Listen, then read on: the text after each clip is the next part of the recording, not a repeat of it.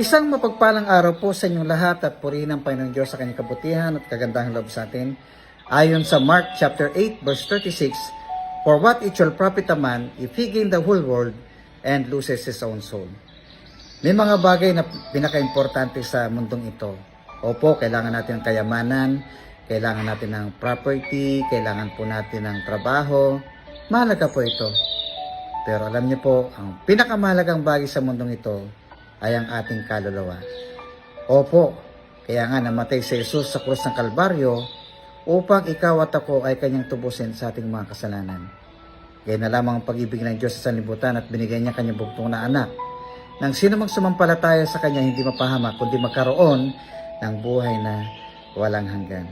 Mahal po tayo ng Panginoong Diyos at gusto niya na tayong lahat ay makaranas ng kaligtasan. Buksan po natin ang ating puso at ang ating isipan. Tanggapin si Jesus bilang Panginoon at tagapagligtas ng ating buhay. Panginoong Diyos, dalangin po namin na ikaw ang siyang maghari sa aming buhay.